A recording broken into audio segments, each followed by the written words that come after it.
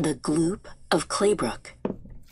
The town of Claybrook was molded from kindness. Its little clay houses were painted in every color, and its people shared songs, stories, and all the lovely, complicated things that make a town a home.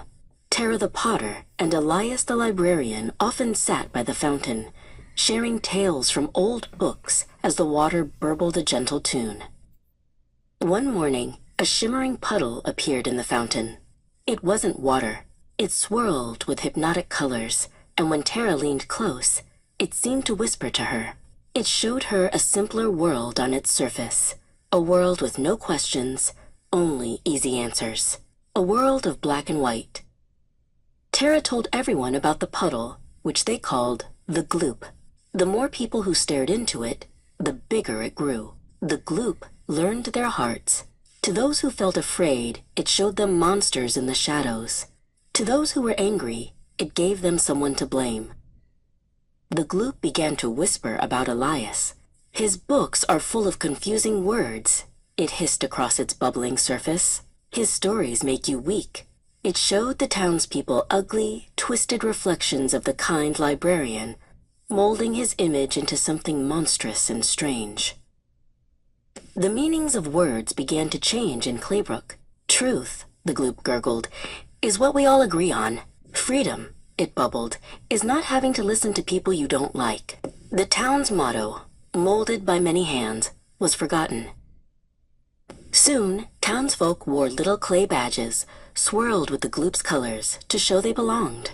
They chanted the Gloop's simple phrases.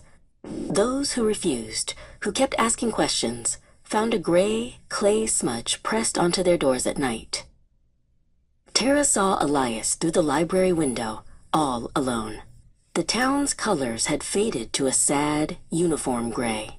The music was gone, replaced by the Gloop's constant, angry hum. The Gloop had promised clarity, but it had only delivered emptiness.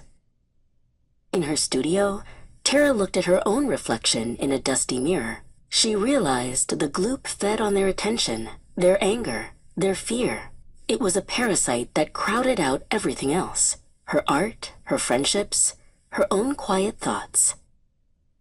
She stopped visiting the fountain. Instead, she went to the library.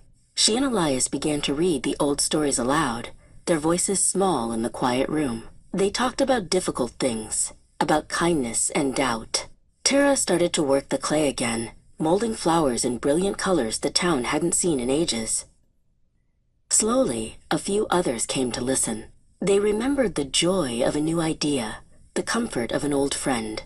Starved of the outrage it craved, the Gloop in the fountain began to shrink. It didn't disappear, but it became just a puddle again, a tiny, quiet reminder of the colorful, complicated world they had almost lost.